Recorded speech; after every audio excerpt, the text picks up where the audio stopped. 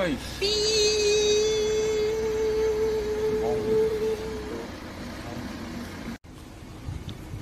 아이, 야, 너 나와.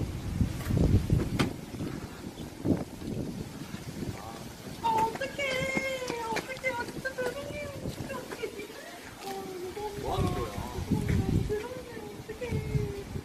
누나가 집에 집안일이나 할 것이 운전이야. 아, 너도 뭐야?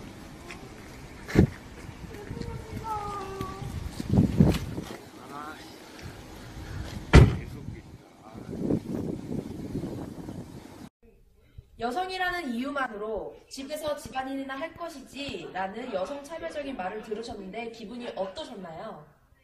우리나라는 여전히 남자가 여성을 씻고 한타케 언급을 해도 문제가 크게 되지도 않는 것 같아요. 그런 발언을 하는 당사자들이 이미 민감이 여긴다는 것을 잘 모르는 것 같고 그냥 단지 그런 상황을 빨리 피하고만 싶었어요.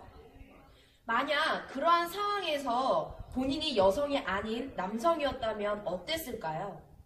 말도 마요. 만약에 제가 남자였으면요, 가해자가 저를 쉽게 보고 먼저 욕을 함부로 하지 못했을 것 같아요. 그냥 제가 여자여서 쉽게 보고 먼저 욕을 한 것 같습니다. 운전이 서툰 여성들을 김여사라고 통칭하는데 최근 들어서는 운전이 미숙한 운전자들을 근거도 없이 모두 김여사라고 조롱합니다. 그리고 이것이 여성을 비하하는 성차별적인 용어라는 것을 인지조차 못하고 무분별하게 사용하고 있습니다. 극단적으로 운전을 못하거나 주차 실수를 한 여성들의 사례 몇 가지로 전체 여성을 일반화하며 조롱하고 그를 넘어서 운전이 미숙한 모든 운전자들을 근거 없이 김여사라고 통칭하며 비난하는 것은 매우 부당한 일이 아닐까요? 언어폭력은 신체폭력처럼 흔적이나 증거도 남기지 않습니다.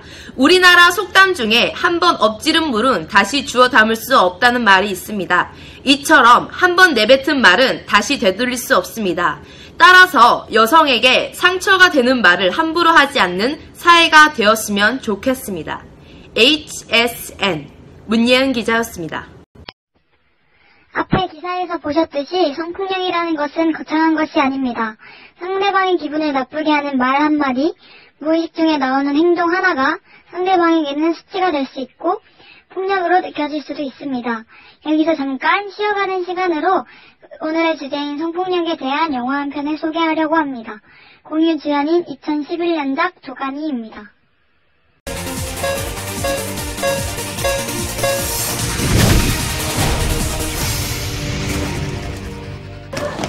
무진이라는 작은 도시의 어느 청각장애 학교. 이곳에 강인호라는 이름의 교사가 새로 부임해 옵니다. 서울에서 김 교수 소개로 오신 미수 선생님이십니다. 강인호입니다. 잘 부탁합니다. 출근 첫날부터 그는 이상한 풍경들과 맞닥뜨리게 되는데요. 쌍둥이 처음 봅니까? 교장과 행정실장이 형제라는 사실, 게다가 지금 장난해? 원래는 큰 거 한 장인데 김 교수 소개라 작은 거 5장으로 해주는 거야. 돈이요? 어쨌든 교사로서 첫 직장이니만큼 성심성의껏 아이들을 가르치려는 인호. 그런데 지나치게 마음의 문을 닫고 있는 아이들. 그리고 야, 너 수업 시작한 지가 언젠데 이제 들어와. 이 남자애는 얼굴이 온통 상처투성입니다. 그날 밤 퇴근을 준비하던 인호는 처절한 비명소리를 듣게 되고 소리가 들려온 곳으로 천천히 다가가 보는데요. 지금 뭐 하시는 거예요? 안에서 이상한 소리가 들려서요. 여기 애들은 심심하면 막 이상한 소리를 지르고 놀아요. 자기네들 귀에는 안 들리니까 일부러 더 그래. 무언가 숨기는 듯한 분위기. 하지만 이상한 일들은 여기서 그치지 않았습니다. 야, 안 들어가? 위험천만하게 창가에 앉아있던 아이를 발견한 인호는 재빨리 교실로 뛰어 올라가는데요. 야, 너 뭐 하는 거야? 간신히 아이를 구출하고. 네가 걱정이 돼서 그랬어. 어? 달래고 돌아서려는 그때 인호의 손을 붙잡는 소녀. 그리곤 어딘가로 인도하는데요. 도착한 곳은 지하 세탁실 앞. 그 닫힌 문 안에서는 놀랍게도 끔찍한 폭력이 자행되고 있었습니다. 당신 뭐 하는 짓이야? 방과후의 교육은 제 소관이에요. 선생님이 상관할 일이 아닙니다. 심지어 당당하기까지 한 그녀의 태도. 가리는 놈이었네. 당신 한 번만 더 이딴 짓 하면 공방 먹여줄 테니까 알아서 해. 인호는 무진시 인권단체 활동가인 유진의 도움으로 아이를 입원시키는데요. 차별이 아니라 폭행이에요. 그녀는 인호에게 더욱 끔찍한 이야기를 들려줍니다. 연두가 성추행을 당했어요. 그것도 교장한테. 게다가 야만적인 폭력은 이게 전부가 아니었죠. 말도 안 돼. 어젯밤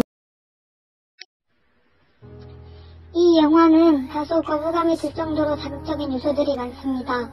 약자인 아이들, 그것도 장애아들을 대상으로 권력을 가지고 있는 교사들이 끔찍한 일을 벌이고 있는 것인데요. 이 영화를 보면 누구나 분노를 일으키기 마련이라고 생각합니다.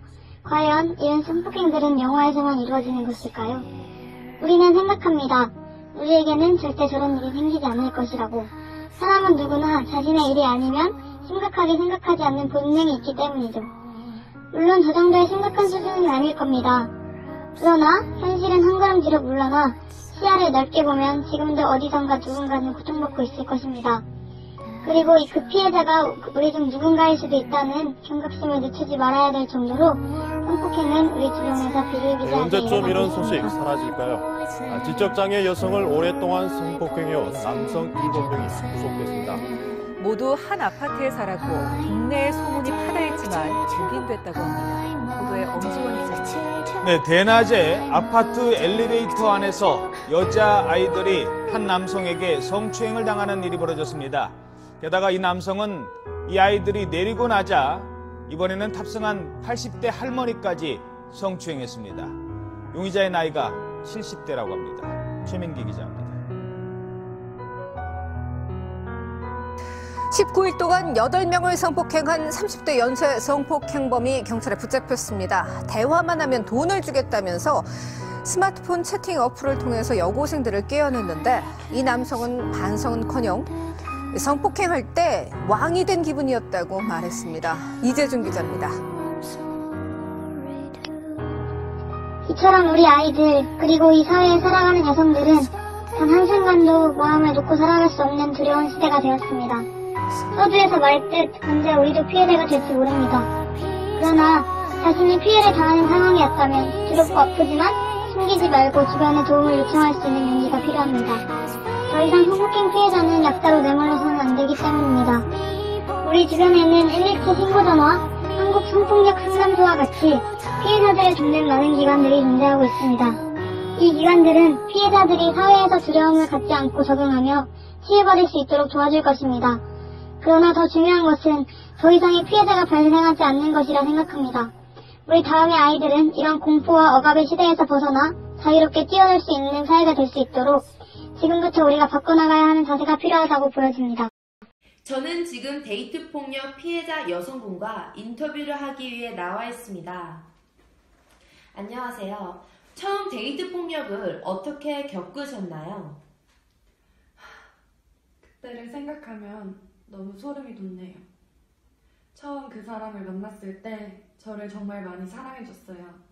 근데 문제는 이제부터예요. 제가 남자인 친구와 함께 있는 모습을 본 남자친구는 그날 밤 저를 불러서 의심하면서 집착하기 시작했어요. 저는 정말 아니라고 설명했지만 남자친구는 흥분했고 급기야 저를 때리면서 포관하기 시작했어요. 그 후로부터 점점 집착이 심해지고 저를 의심하고 구속하기 시작했어요. 그 사람이 사랑하기 때문에 때린다는 것은 단지 변명일 뿐이었고 그 사람이 저에게 말했던 사랑은 저에겐 사랑이 아니었어요. 점점 폭력의 수위가 높아지면서 그 사람이 제 위에 올라타서 목을 졸랐을 땐 제가 거의 정신을 잃은 것 같아요. 그때 소변이 막 바지로 나오고 무섭더라고요. 그땐 정말 죽을 수도 있겠다라는 생각을 했어요. 처음 데이트 폭력을 겪고 나서 어떻게 대처하셨나요? 바로 근처 파출소에 가서 신고를 했죠. 신고를 했는데 너무 어이가 없는 것이 그냥 남녀 사이에 흔히 있는 말다툼으로 치부를 해버리시더라고요. 친구들한테라도 얘기를 해야겠다 싶었는데 남자친구한테 맞는다는 얘기를 하는 게 너무 창피한 거예요. 진짜 아무도 내 편이 없구나. 이런 생각이 들어서 집에 가자마자 그분한테 헤어지자고 문자를 했죠. 하지만 돌아온 건 언어폭력과 협박뿐이었어요. 피해를 당하셨음에도 불구하고 어떻게 다시 그분과 만날 수 있었나요? 사랑한다며 애원하는 남자친구를 거절할 수 없었어요. 처음에는 오빠가 변할 거라고 믿었어요. 진짜 나를 너무 사랑해서 그런 거구나. 그렇게 생각이 들더라고요. 그리고 때린 후에는 정말 저한테 잘해줬어요. 정말 잘해주고 그런 거 보면 마음이 약해져서 용서하게 되더라고요. 하지만 그때뿐이었고 다시 폭력이 시작됐어요. 남자친구의 폭력의 수위가 점점 높아지다 보니까 너무 무섭더라고요. 네, 어려운 인터뷰에 응해주셔서 너무 감사합니다. 요즘 데이트 폭력이 심해지고 있는 가운데 대안을 찾아보기 위해 협성대학교 범죄심리학과 교수님을 찾아뵙도록 하겠습니다. 교수님 안녕하세요. 네, 안녕하세요. 요즘 왜 데이트 폭력이 발생하는 걸까요? 데이트 폭력은 어느 날 갑자기 일회성으로 발생하는 범죄는 아니에요.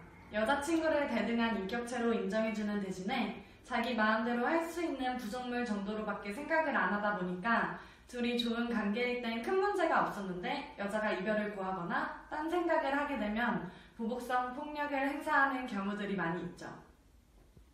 피해자가 입은 상처에 비해 가해자의 처벌이 매우 약한 수준이군요. 그러면 피해자가 폭력을 방지할 수 있는 방법은 무엇이 있을까요? 첫째, 우발적으로 우연히 발생한 데이트 폭력에도 단호하게 대처해야 합니다. 여러분은 우연이라도 상처 입어서는 안 될 소중한 존재임을 명시하고 상대방에게 확실하고 단호하게 의사표현을 해야 합니다. 둘째, 데이트 폭력 발생 시 주위에 그 사실을 알립니다. 데이트 폭력이 오랜 시간 반복될 수 있는 이유는 단 두 사람 사이에서 발생하는 일이기 때문에 주위 사람들에게 그 사실을 알려서 도움을 구해야 합니다. 셋째, 욕설이나 협박 등의 모든 상황을 포함하여 데이트 폭력이 계속되면 그 증거들을 수집합니다. 그래야 증거 수집을 통해 신고 등의 단계에 이르렀을 때 원활한 문제 해결이 가능합니다. 넷째, 데이트 폭력에 대응하기 위해 도움을 요청해야 합니다. 데이트 폭력에 대한 대응을 혼자 하는 것은 위험한 일입니다. 그렇기 때문에 가족에게 해당 사실을 알리거나 또는 수사기관에 신고를 하는 것이 좋습니다. 그리고 경찰 112로 전화를 걸거나 경찰청 사이트에 들어가 도움을 요청하며 여성 긴급전화 1366으로 신고하시면 좋습니다. 피해 상황에 따라 성폭력 상담소, 해바라기 센터 등 전문기관이나 경찰, 법률 및 의료지원기관과 연계하여 피해자별 맞춤 전문 상담을 받을 수 있고 지역자원 서비스, 지원 법률 및 의료지원과 연계한 서비스도 받을 수 있습니다. 네, 오늘 인터뷰에 응해주셔서 너무 감사합니다. 네, 감사합니다. 폭력으로 상처 입은 마음은 쉽게 치료하기 어렵습니다. 혹시나 데이트 폭력을 혼자 감내하고 계신 여성분들이 있다면 상대의 눈물과 호소에 마음 약해지시지 마시고 단호하게 대처하시기를 바랍니다. 연인과의 사랑과 추억도 물론 소중하지만 여러분은 존중받고 사랑받기에 마땅한 존재입니다. 사랑은 폭력의 이유가 돼서는 안 됩니다. 지금의 병들고 아픈 관계를 정리하고 나면 새로운 사랑으로 아름다운 미래를 꿈꿀 수 있는 날이 곧 올 것입니다. HSN 문예은 기자였습니다.